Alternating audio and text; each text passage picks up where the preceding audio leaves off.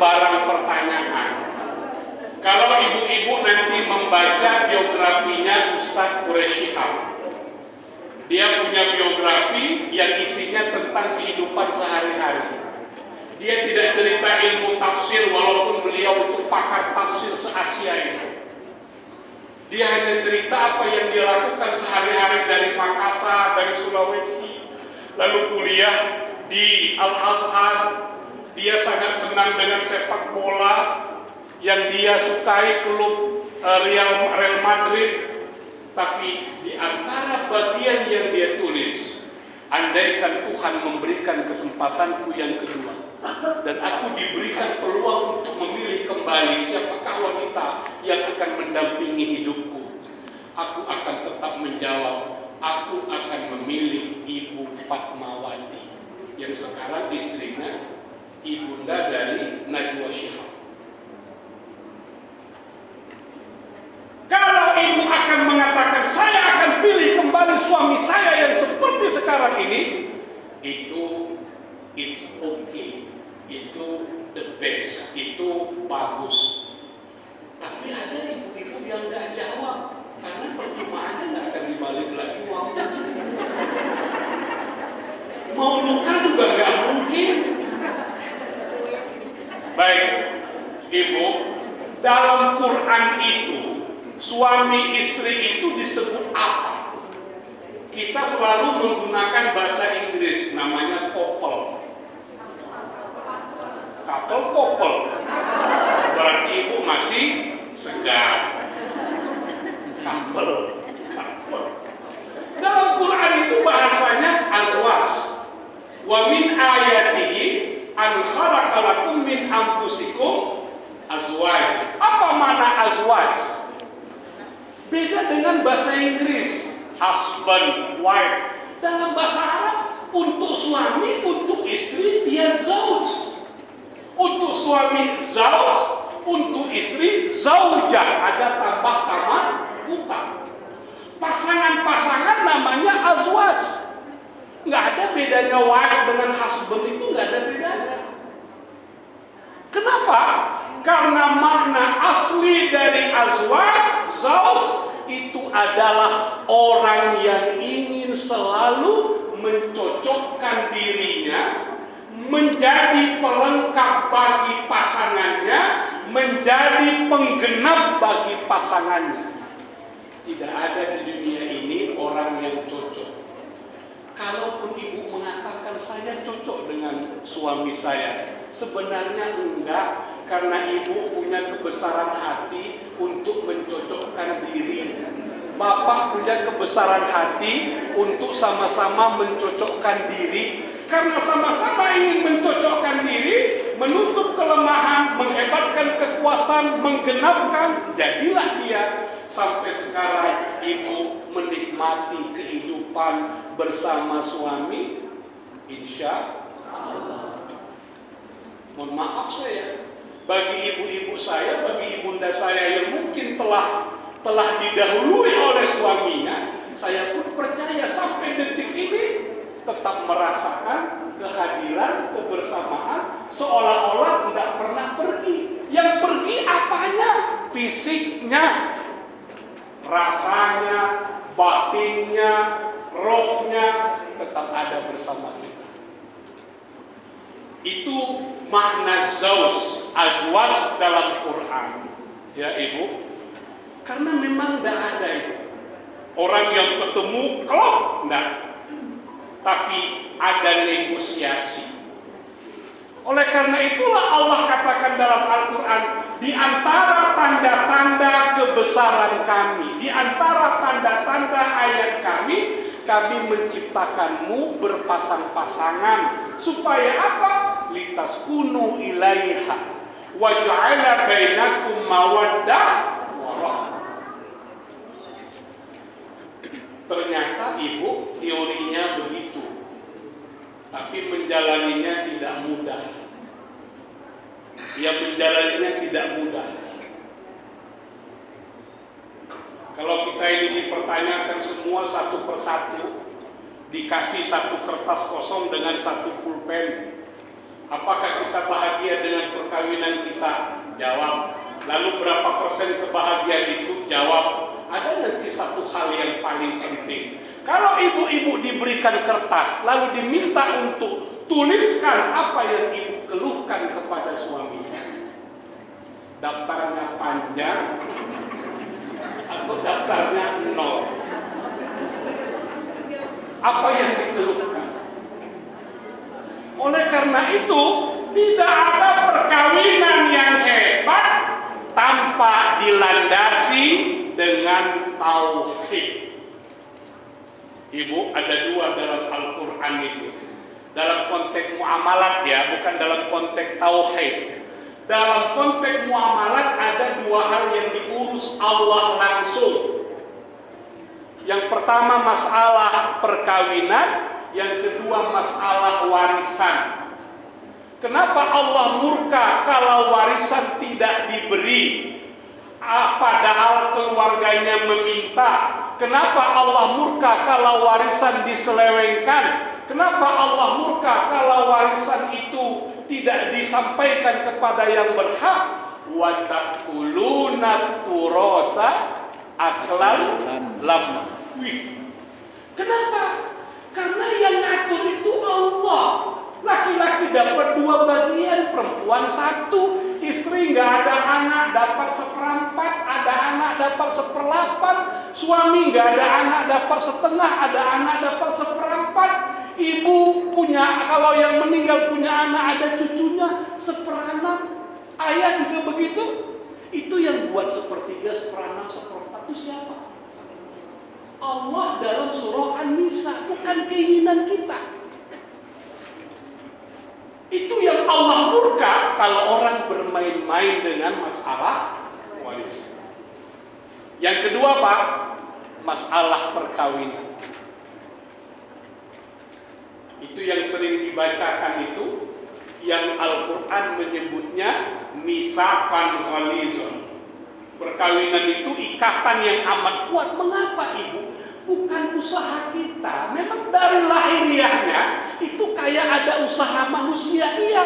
Tapi yang menggerakkan kolbu, yang memberikan energi. Kenapa bapak sanggup apel malam-malam, rumahnya jauh, naik keretanya 12 kali, bocor banget. Tapi tetap ditumpuk, energinya dari mana? Itu yang disebut misakan ghalizo, ikatan yang sangat kuat. Karena itu dalam Quran satu-satunya alasan orang boleh bercerai itu disebut dengan kata fahisyatan mubayyinah, kekejian yang nyata. Ibu coba ingat, pernah nggak menghafal ayat 1000 dinar? Ya. Wa may yattaqillaha yaj'al lahu makhraja wa yarzuqhu min haitsu la yahtasib. Itu posisinya di surah apa? At-Talaq. Surah At-Talaq. Lalu ayat itu oleh orang Islam ditaruh, ditempel di mana ayat itu? Ini rumah makan, warung. Apa hubungannya? Padahal ayat itu terletak pada surah At-Talaq. At-Talaq itu apa? Perceraian. Kenapa Allah berkata siapa yang bertakwa kepada Allah akan diberikan rezeki dari jalan yang tidak disangka-sangka. Siapa yang takwa kepada Allah akan diberikan jalan keluar terhadap masalahnya. Ibu, Allah mau bilang begini. Coba lihat ayat itu susunannya. Kalau engkau khawatir dalam perkawinanmu, engkau kurang uang, kekurangan finansial, ada masalah dengan ekonomi, itu Allah yang urus. Syaratnya suami, istri, anak-anak, keluarga takwa. Kalau engkau punya masalah dalam hidup, dalam keluargamu, bukan itu yang menjadikan alasanmu bercerai. Karena Allah akan berikan jalan keluar. Apa masalah yang dihadapi menantu? dengan mertua. Makanya kemarin ada nasihat perkawinan saya bilang begini, penting menjadi menantu yang baik, tapi ternyata jauh lebih penting jadi mertua yang baik. Kenapa? Kita nggak bisa menuntut menantu langsung jadi baik karena belum pengalaman. Nikahnya aja baru 3 bulan, 4 bulan, 1 tahun, 2 tahun, gimana jadi menantu yang baik? Yang paling mungkin adalah menjadi mertua yang, kalau mertuanya menjadi mertua yang baik, otomatis biasanya menantunya akan belajar dan menantunya akan menjadi menantu yang baik. Pada saatnya menantunya akan menjadi mertua yang baik bagi cucu-cucunya berikutnya nanti seterusnya. Jadi ibu, nggak boleh orang berpisah masalah ekonomi. Faktanya ada banyak persentase perceraian karena masalah ekonomi. Suaminya kena pecat, suaminya nggak ada kerja, suaminya punya masalah, lagi goyang, dia pun mengajukan gugatan ke pengadilan. Gara-gara ekonomi. Tak cocok dengan mertua, tak cocok dengan ipar, tak cocok dengan saudara, apa jalan keluarnya? Cerai. Allah murka dengan orang yang bercerai disebabkan hal-hal begitu. Kalau ada orang yang berpisah karena ekonomi, karena masalah yang dihadapi, itu tandanya dia tidak melandasi perkawinannya atas tauhid. Tauhid itu apa? Menyandarkan diri kepada Allah. Ibu, ada yang hafal, ini kuis pertama, catat, atau udah jalan ini kuisnya. Hafal nggak hadis tentang apa wanita yang bagaimana yang dinikahi? Tungkahul mar'atu di arba'in, dinikahi wanita karena 4, di jamaliha karena cantik, di nasabiha karena nasab keturunan, di maliha karena harta, di diniha karena agama. Tapi dikunci oleh Rasul di belakangnya itu, ini yang ibu sampaikan kepada anak-anaknya, ini yang ibu sampaikan kepada cucu-cucu itu. Nah, tak salah memang harus kau pilih yang cantik. Tak salah memang kau harus pilih yang bagus keturunannya. Tak salah engkau pilih yang ada hartanya atau paling tidak berpotensi punya harta. Tapi itu bukan faktor utama anakku. Itu bukan faktor utama cucuku. Yang paling utama pilihlah ia karena agamanya. Karena kalau engkau pilih karena agamanya, cantiknya Allah akan tambah.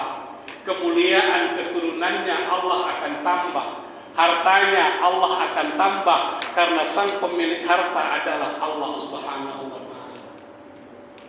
Itulah namanya perkawinan yang diberkahi. Jadi ibu sekalian, yang boleh orang berpisah kalau dia melihat kekejian pasangannya dan dia tidak bisa memaafkannya sama sekali. Di situ ada kalimat fahisyatan mubayyinah. Yang nyata, yang terlihat, bukan karena fitnah, bukan karena handphone. Sekarang ini suami kita, kalau kami istri-istri kami, itu mudah saja ibu dengan kekuatan teknologi AI, artificial intelligence, orang bisa menggabungkannya dengan mantan pacarnya 20 tahun yang lalu, dicocokkan oleh kerja AI, lalu dikirim ke ibu, lalu ibu marah ngamuk-ngamuk. Padahal suaminya nggak tahu apa-apa, kerjanya bagus, pulang ke rumah udah kena damprat. Papa di mana foto? Papa jumpa segala macam. Padahal ada orang yang mengerjai dengan teknologi artificial intelligence. Apa yang nggak bisa dibuat sekarang? Foto bisa, suara bisa, masuklah rekaman persis suara bapak. Kalau dulu bapak mungkin pernah dia pidato ada rekaman suaranya, itu di copy diambil, makanya sekarang kan banyak itu. Kalau nggak pernah disaksikan oleh mata kepala kita sendiri, tidak meyakinkan, tidak boleh dijadikan alasan. Baik ya. Jadi yang pertama, landasannya tauhid. Apa makna tauhid? Ibu melakukan hal terbaik di dalam rumah tangga bukan karena suami, bukan karena anak. Subuh tadi di Masjid Al-Hasanah Pangururan,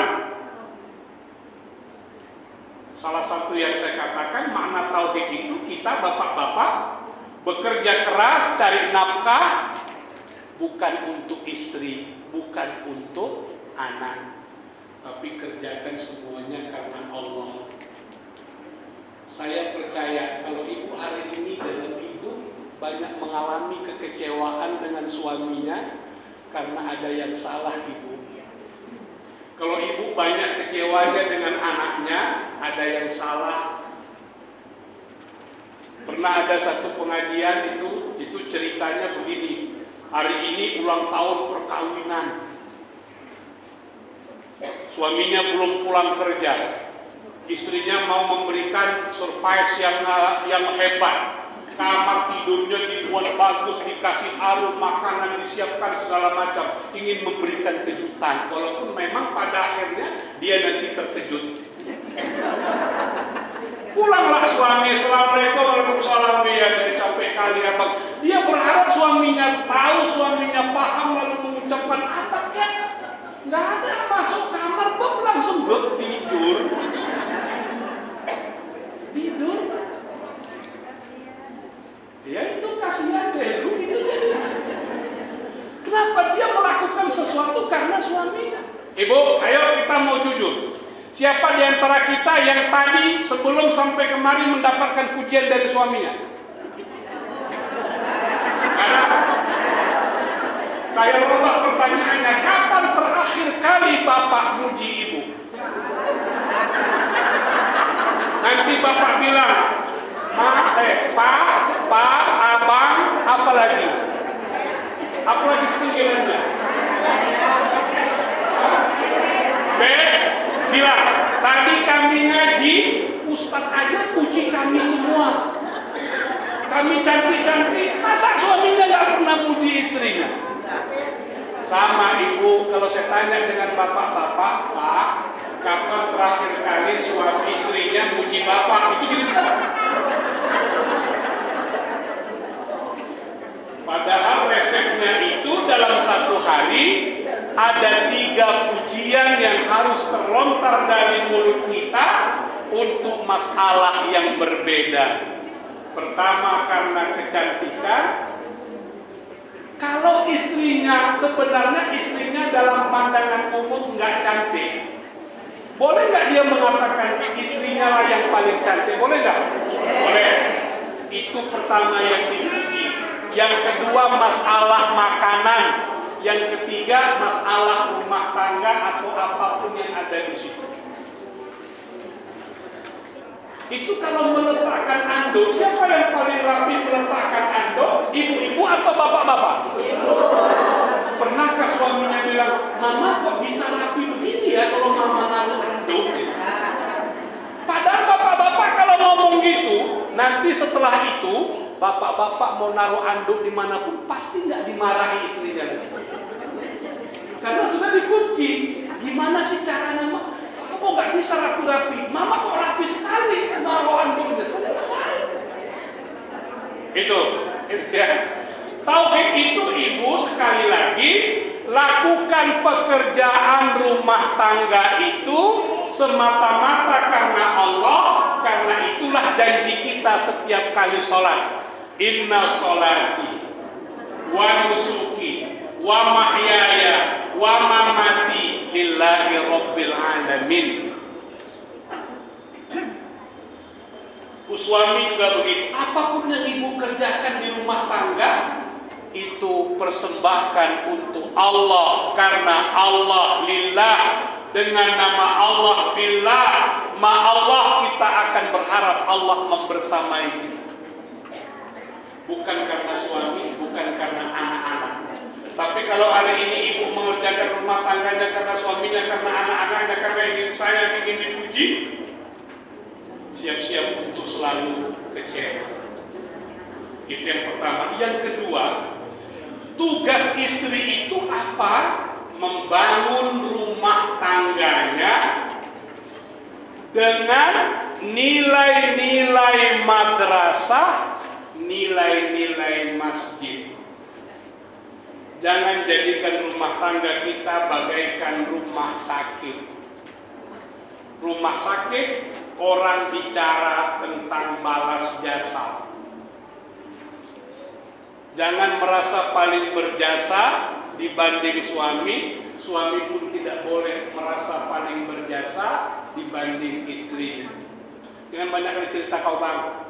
Kalau tak dikasih rumah dia nggak ada rumah kita. Jadi dia merasa paling tidak ada. Perkawinan bukanlah rumah sakit. Kalau rumah sakit kita dirawat, kita bayar. Jangan jadikan rumah kayak hotel. Hanya tempat tidur, buang air kecil, buang air besar. Hanya itu. Rumah bukan hotel. Jangan jadikan rumah kayak pasar. Tempat bertengkar, tawar-menawar. Jangan jadikan rumah bagaikan ring tinju. Sudut merah, sudut biru. Jangan jadikan rumah kayak kuburan. Gak ada komunikasi. Saya itu karena sering ketemu dengan bapak-bapak, lihat dalam pengajian, lihat wajah bapak-bapak itu waktu mengaji, saya bayang-bayangkan kenapa banyak kali lah bapak-bapak jadi menerima penyiksaan dari saya. Ya, dulu kan ada populer itu Bu, siapa yang beristrikan marga harha? Betul itu? Betul itu? Betul nggak? Hah? Iya, ada harha, ada regal, ada macam-macam regal. Itu orang kalau ada budaya. Nggak, siapa saja pun bisa itu. Siapa saja pun bisa. Ya, jadikan rumah itu kayak madrasah. Apa itu madrasah? Ada asah, ada asih, ada asuh. Bu, ayo jujur. 30 tahun, 20 tahun, 40 tahun menikah dengan bapak, rasa-rasanya ilmu ibu bertambah atau malah semakin bodoh? Bertambah. Bagus, itu namanya rumahnya kayak madrasah. Jangan macam orang, aku tahu kau berapa tahun aku menikah dengan abang kau, 30 tahun. Dulu aku ini sarjana, juara di kampus, tapi sudah menikah dengan abang kau, kurasa aku paling bodoh jadi manusia. Nggak ada tambahin buku sedikit pun. Itu bukan madrasah. Maka berbagilah ibu. Di mana aja ibu ngaji, di mana aja dengar yang bagus-bagus dari media sosial, baca di mana saja. Bagi dengan anak, bagi dengan suami, supaya ilmunya nambah. Saya selalu mengatakan itu ibu, belilah buku-buku sejarah Nabi Muhammad. Ada yang santai, ringan tapi mendalam. Itu tulisan Martin Lings. Nggak ada yang salah kan ibu, cari waktu 10-15 menit, ngumpul dengan suami, ngumpul dengan anak kita yang di SMA, suruh baca halaman pertama, kita yang lain dengerin. Itu rutin. Itu kalau jemaah tabligh di masjid-masjid selesai subuh, mereka ngumpul, itu nggak ada ustadznya ibu, nggak ada ustadznya. Tapi mereka punya kitab, yang satu baca, yang lain dengerin, gantian. Pernah nggak itu dalam rumah tangga kita buat? Oke, sebelum kita nonton TV 30 menit ke depan, ayo kita baca dulu. Ada asah, ada asih, ada asuh. Lalu kalau rumah model masjid, apa itu masjid, ibu? Orang masuk masjid, orang yang suci. Pak, rumah kita ini bagaikan masjid. Jangan bawa yang haram ke dalam rumah ini. Ibu pun tidak melakukan yang haram di rumahnya. Pak, tahu Pak, ibu ambil itu Pak. Diajaknya suaminya menceritai tentang orang lain.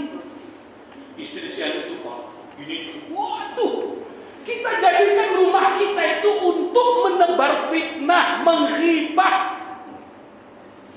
Rumah model masjid itu rumah yang penuh kesucian, rumah yang penuh keikhlasan, dan ada imamnya, itulah suami.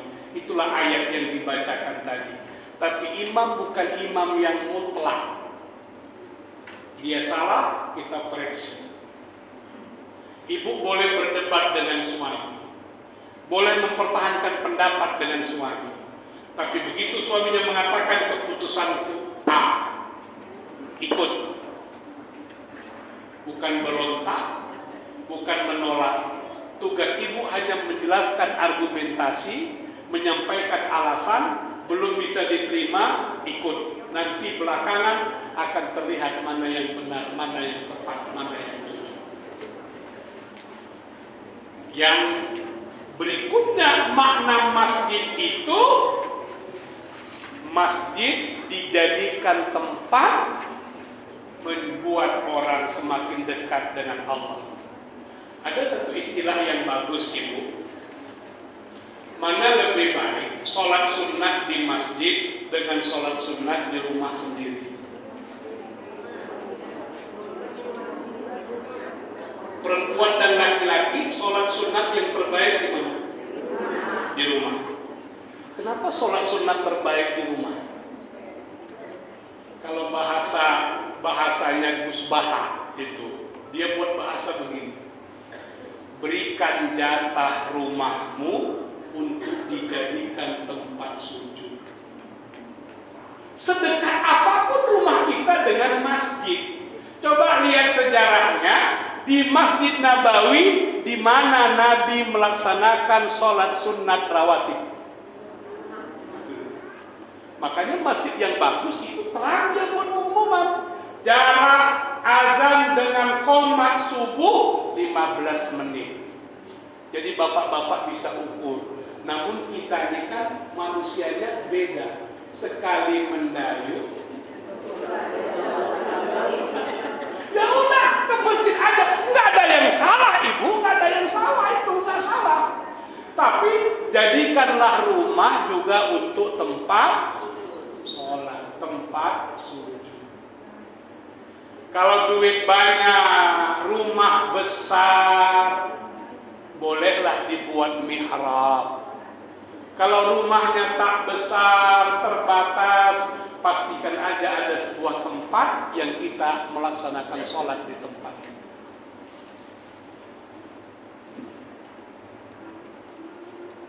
Yang terakhir, di dalam Al-Quran itu banyak model pasangan. Tadi saya cerita zauj, tapi ada kata imro'ah. Ternyata dalam Quran kata imro'ah dipakai untuk memaknai istri. Ini Ibu pasti hafal ayatnya ini. Wa mro'atuhu, itu cerita istri siapa? Lahab ya. Kenapa tidak wa zaujuhu? Kenapa wa mro'atuhu? Kalau Al-Quran menggunakan kata imro'ah, itu pasangan yang tidak baik. Makanya ada pasangan Abu Lahab, ada pasangan Abu Jahal, dua-duanya hantu. Ada pasangan Nabi Nuh, suaminya soleh, istrinya hantu. Ada pasangan Fir'aun, suaminya jelekau, istrinya solehah. Tapi ada pasangan Ibrahim, ada pasangan Nabi Muhammad. Ya, jangan keliru Bapak Ibu sekalian. Sepanjang yang saya tahu, Yusuf dengan Zulaikha tidak pernah menikah. Itu sering dibawa dalam doa itu. Kama Allah tabaina qulubi Yusuf wa Zulaikha. Ya, kita ini berada di mana ini sekarang? Berada di mana? Na'udzubillah, kita nggak mungkin seperti Abu Jahal, dua-duanya suami dan istri bersekongkol dalam kemusyrikan. Mudah-mudahan kita juga tidak seperti Asia. kita berupaya untuk baik, tapi suami kita belum sampai pada taraf itu. Atau jangan-jangan seperti Nuh, suaminya solehnya luar biasa, tapi dia tidak soleh. Yang terbaik itu adalah pasangannya Nabi Ibrahim, pasangannya Nabi Muhammad. Ibu, perkawinan yang diberkahi itu adalah perkawinan yang membawa kebaikan dalam hidup kita. Tidak muluk-muluk, Ibu. Apakah perkawinan kita ini berkah atau tidak? Ibu kalau menghadiri undangan pesta perkawinan, apa doa Ibu? Doa bahasa Arabnya apa? Barakallah. Barakallah laka lakuma wa baraka alaikuma. Itu wajama bainakuma fi khair, itu doa yang hebat. Kalau lakuma itu kebaikan yang datang kepada kita tetap membuat kita menjadi keluarga yang bersyukur. Cobaan yang berat datang kepada kita tetap juga menjadikan kita keluarga yang bersyukur. Ada orang dapat baik, dia bersyukur iya, tapi begitu dicoba nggak kuat. Makanya ada lakuma wa alaikum, laka wa alaikum. Apa makna barokah? Kalau ibu merasa hari demi hari yang kita jalani dalam hidup ini bersama pasangan kita, bersama suami kita, bersama anak-anak kita, kita merasakan ada kebaikan-kebaikan yang terus membaik.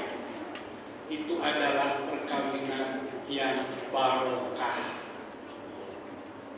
Aku dulu belum kawin sama abangku, sama adikku, sama kakakku, kami itu akrab. Setelah kawin berkecau aja kami, berantem, bermusuhan. Berarti itu perkawinan tidak barokah.